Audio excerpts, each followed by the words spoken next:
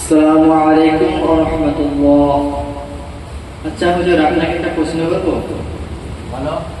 জাহান্নাম কয়টি বলতে পারবেন? না, বলুন।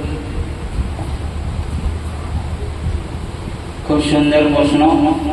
বসো। জাহান্নাম মানুষের জন্য এটা আল্লাহ পাক রব্বুল আলামিন, মানুষ এবং জিন জাতির জন্য আল্লাহ পাক রব্বুল আলামিন যারা পাপী বান্দা তাদের জন্য আল্লাহ পাক রব্বুল আলামিন এই জাহান্নামের ঘাঁটি তৈরি করে রেখেছে।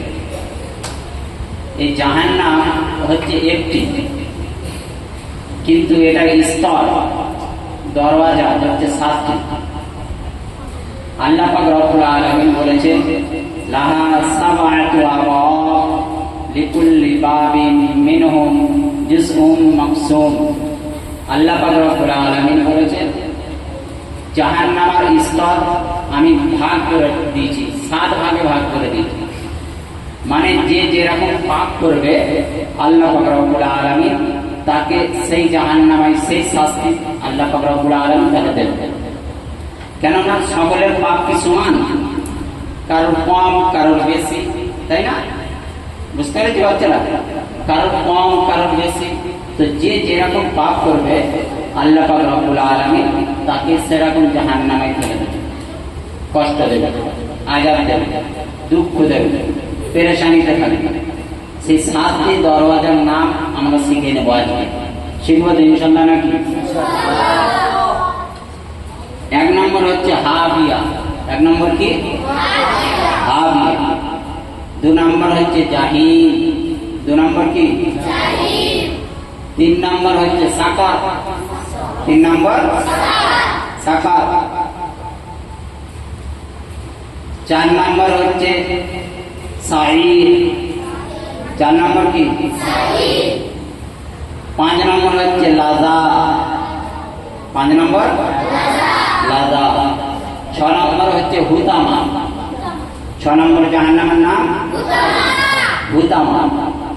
7 নম্বর জাহান্নামের নাম হচ্ছে জাহান্নাম। 7 নম্বর জাহান্নামের নাম জাহান্নাম। তাহলে জাহান্নামের দরওয়াজা স্তর কয়টি? 7টি। তাহলে 7টি দরওয়াজার নাম আমরা শিখলাম। এটা জেনে রাখতে হবে, এই জন্যে জাহান্নামকে সবচেয়ে বেশি ভয় করতে হবে। জাহান্নামকে কি ভয় রাখতে হবে দিলের মধ্যে, যে আল্লাহ পাক রব্বুল আলামিন পাপী বান্দাদের জন্য জাহান্নাম তৈরি করেছে। সেই জাহান্নামে যাতে আমরা যাই সেই চেষ্টা করতে হবে।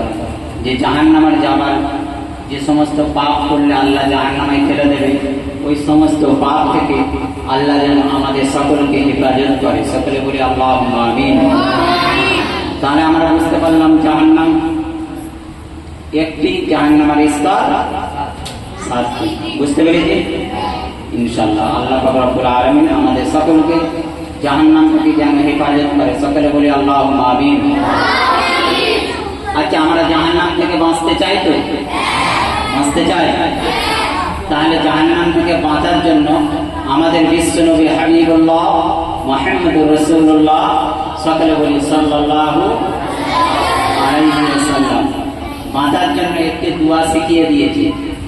ফজর বাদ এবং মাগরিব বাদ কেউ যদি 3 বার করে পড়ে তাহলে আল্লাহ পাক রব্বুল আলামিন তাকে জাহান্নাম থেকে আল্লাহ পাক রব্বুল আলামিন বাঁচিয়ে দেবে। জোরে বলি সুবহানাল্লাহ। তাহলে সেই জাহান্নাম থেকে বাঁচার দোয়াটা আমরা শিখবো ইনশাআল্লাহ। বলবো। আল্লাহ রাসূল সাল্লাল্লাহু আলাইহি ওয়াসাল্লাম বলেছেন আল্লাহুম্মা আজিরনি মিনান নার। আল্লাহুম্মা আজিরনি মিনান নার। আরেকবার বলি আমরা আল্লাহুম্মা আজিরনি মিনান নার। এই দোয়াটা, আয় আল্লাহ আমাকে জাহান্নামের আগুন থেকে বাঁচাও। এই দোয়াটা মাগরিব বাদ 3 বার, কবার? আর ফজর বাদ 3 বার যদি কেউ পড়ে তাহলে আশা করা যায় রাসূলুল্লাহ সাল্লাল্লাহু আলাইহি ওয়াসাল্লাম বলেছেন জাহান্নামের আগুন থেকে তাকে বাঁচিয়ে দেবে। আল্লাহ যেন আমাদের সকলকে জাহান্নামের আগুন থেকে হেফাজত করে দেয়। সকলে বলি আল্লাহ